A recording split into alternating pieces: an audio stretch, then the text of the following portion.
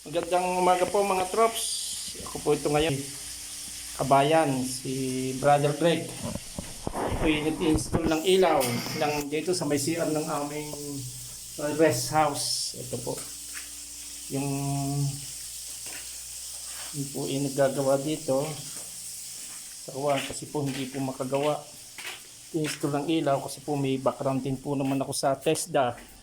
Sa katunayan nga po ako nag-aral sa Las Piñas Manpower TESDA sa Pulanlupa. Kaya ako pinakasuot ng ganito. Dati po rin akong construction dyan sa University of Perpetual Health. Ako po matagal din construction dyan. Ito po ang aming pinagagawang rest house. Hindi, yabang po. Joke lang po, joke ha. Ito po yung bakasyon na namin. At ito'y payayari na. Yan, isang kwartong napakalaki. Hindi mo napakalaki, tama lang laki. Sobrang, isang may Batanggenyo po kami, dalawang CR po dito. Dalawang CR, isa dito. At saka, yan, yari na po. Sa third floor na lang, nakapagbiga na yung mga nagagawa ko dito. Ay, umuwi po muna kasi napakaulan dito sa Batangas. Ito pong ginagawa, binibidyo ko, hindi po naman para sa kuhan. Pinapatunay lang po na nagmimilagro ang si Lord sa atin. Dati po napakahirap ko Ngayon hindi po kong makapaniwala na magpatayo ako ng gantong kalaking bahay na kung i-compute mo 100 square meter ang lupa, halos sinakop po lahat. I-multiply mo sa dalawa sa 100 square meter sa baba, yung ground floor, tapos sa second floor, ganun di kalaki.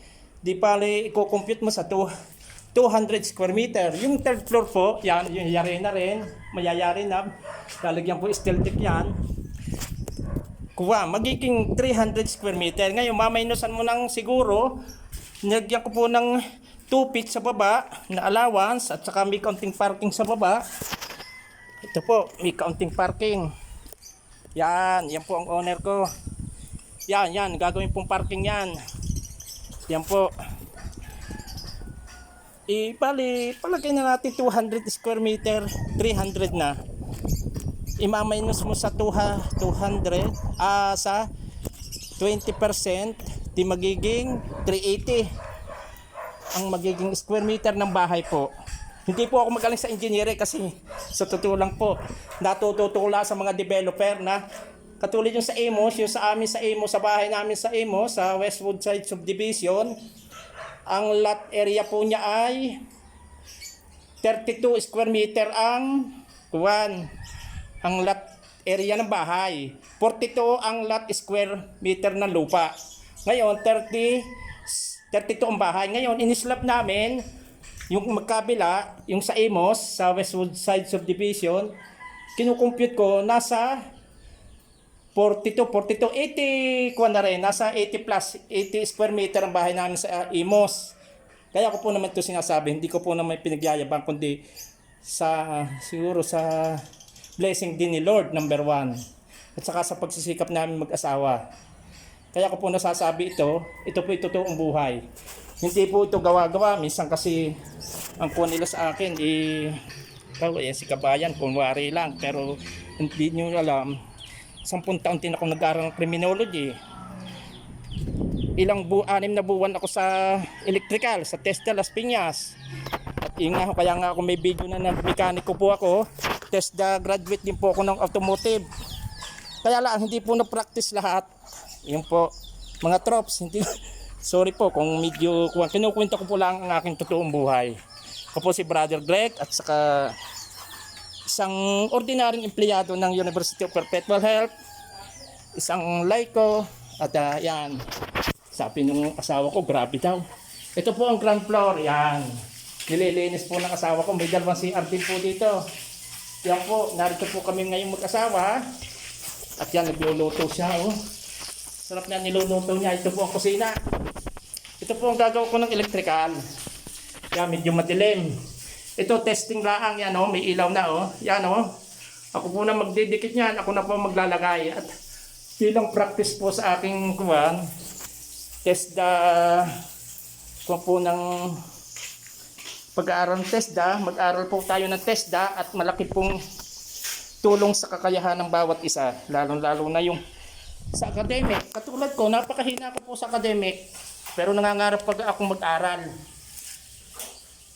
Sabi ko nga, pagka na 2 years na lang siguro pagiging empleyado, kasi magsisenta na rin ako, tuloy ko lang ang pangarap ko sa tulong ni Lord at talagang nakikita ko ang kanyang kabutihan sa akin. At ako naman, maging misyonero din bilang isang laiko at sana tulungan ninyo ko sa aking mga adhikain. Po naman, salamat po sa lahat, mga trops. Ito'y totoong istorya po ni Brother Greg. Talagang napakahirap po ng bata. Kaya 4 po ang CR kong ginawa dito. Kasi nung maliit, kami sa tabi-tabi lang, minsan dahon ng Los Baños. Yung white flower ang aming pangkuhan sa pagdumi. Nasa bukid po, nasa bundok kami. Pero wala rin yung problema. Kaya nga sabi ko, sa siguro 58 years na rin ako, ang daming milagro sa akin ni Lord. Talagang akin naman din pinatutunayan at ibinabalik ko rin sa kanya ang papuri at number 1 yung pagiging laiko ko, ginagawa ko pong misyon. Kaya nga sabi ko sa mga ibang vlog ko, mag-misyon po tayo. Mag-misyon, yung kahit maliliit na bagay, basta ilagay mo may pagmamahal, isa po yung misyon. Yung katulad kahapon, may mga alaga po kung matatanda. Marami po rin akong kwento. At basta marami pa po kwento sa totoong buhay ni Brother Greg. Maraming salamat po mga trops. Ako po si Brother Greg. At ito, narito po kami sa Batangas ngayon. Dito sa aming bahay na pinagawa na mini rest house po. Sa ground floor, bakasyon na namin. Sa second po, papaupahan. At yung third floor ay gagawin recreation, tanawan. Ang malapit po kami sa Calarwega, sa bundok ng Batulaw, sa Twin Lake. Yun po. Kaya magandang lugar po ito. Puno-puno pag ayun na ang asawa ko hindi makahimik. Isa napapa-smile na lang. Sige po, salamat po mga trops.